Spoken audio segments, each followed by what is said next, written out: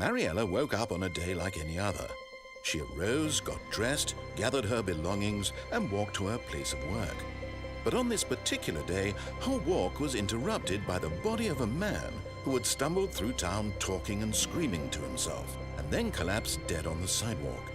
And although she would soon turn to go call for an ambulance, for just a few brief moments she considered the strange man.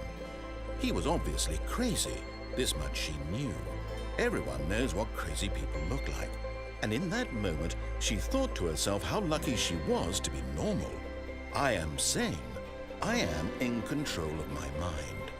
I know what is real and what isn't. It was comforting to think this, and in a certain way, seeing this man made her feel better. But then she remembered the meeting she had scheduled for that day. The very important people whose impressions of her would affect her career, and by extension, the rest of her life. She had no time for this, so it was only a moment that she stood there, staring down at the body. And then she turned and ran.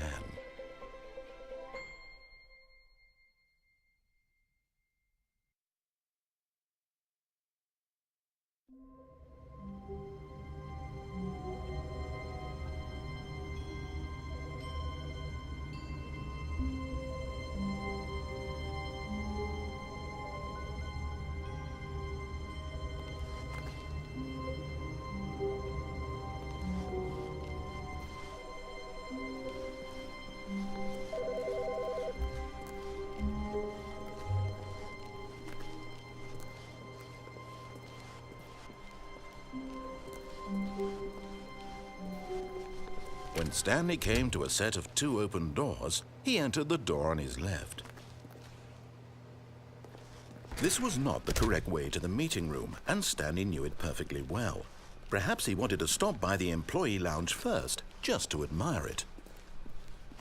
The lounge was sublime, a work of art. But eager to get back to business, Stanley took the first open door on his left. And so he detoured through the maintenance section, walked straight ahead to the opposite door, and got back on track. Yet there was not a single person here either. Feeling a wave of disbelief, Stanley decided to go up to his boss's office, hoping he might find an answer there. Coming to a staircase, Stanley walked upstairs to his boss's office.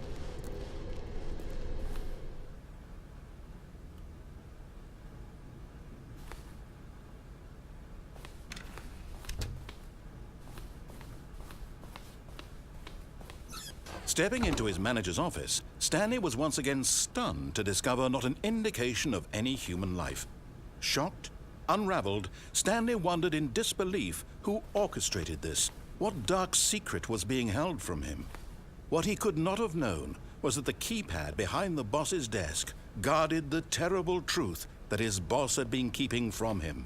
And so the boss had assigned it an extra secret PIN number, 2845. But of course, Stanley couldn't possibly have known this.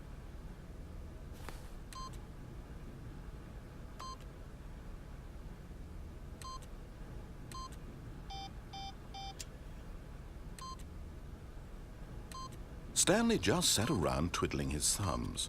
Yet incredibly, by simply pushing random buttons on the keypad, Stanley happened to input the correct code by sheer luck. Amazing. He stepped into the newly opened passageway.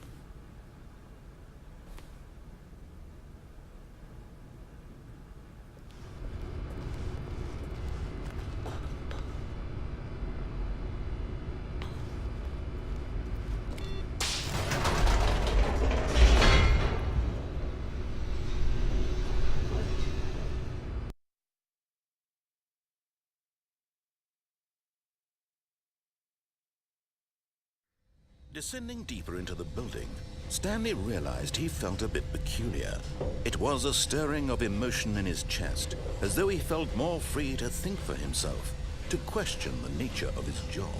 Why did he feel this now, when for years it had never occurred to him? This question would not go unanswered for long.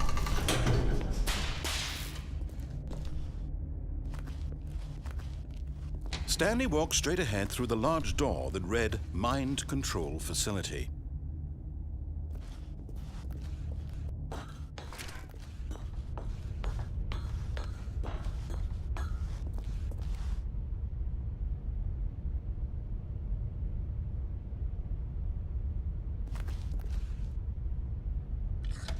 The lights rose on an enormous room packed with television screens.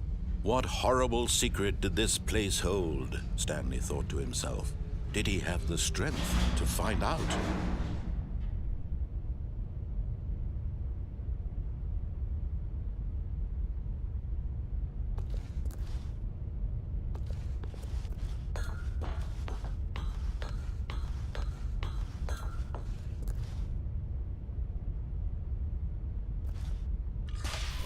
Now the monitors jumped to life, their true nature revealed.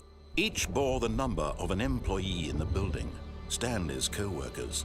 The lives of so many individuals reduced to images on a screen, and Stanley, one of them, eternally monitored in this place where freedom meant nothing.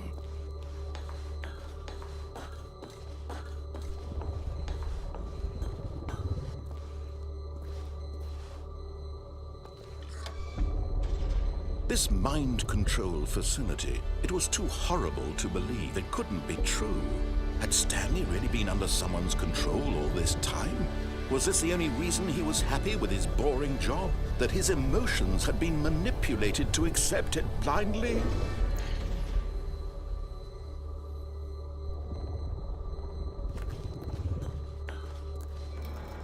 No, he refused to believe it. He couldn't accept it. His own life in someone else's control? Never! It was unthinkable, wasn't it? Was it even possible? Had he truly spent his entire life utterly blind to the world? But here was the proof. The heart of the operation. Controls labeled with emotions. Happy, or sad, or content. Walking, eating, working.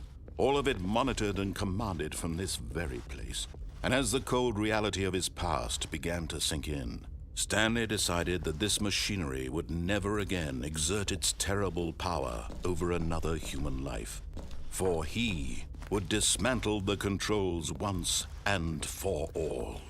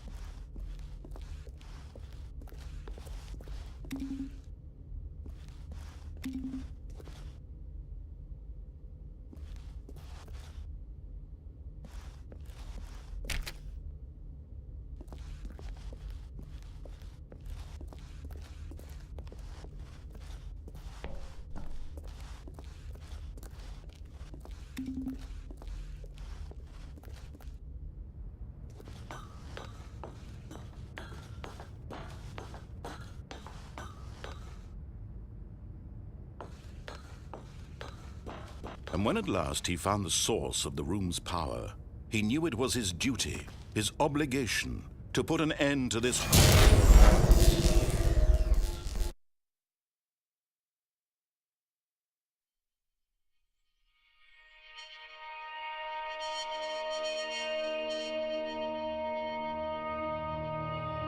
blackness and a rising chill of uncertainty. Was it over?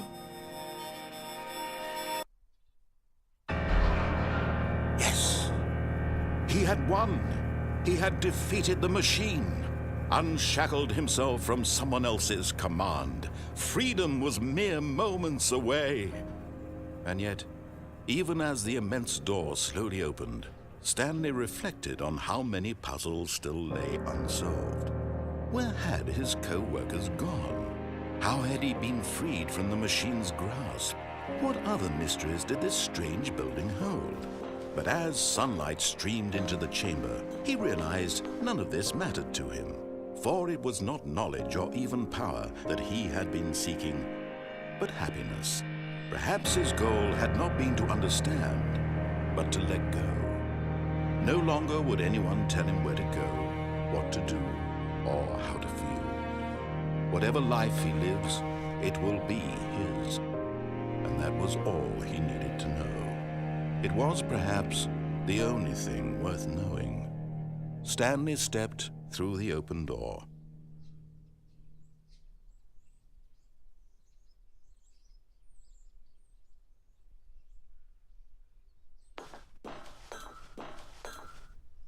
Stanley felt the cool breeze upon his skin, the feeling of liberation, the immense possibility of the new path before him. This was exactly the way, right now, that things were meant to happen. And Stanley was happy.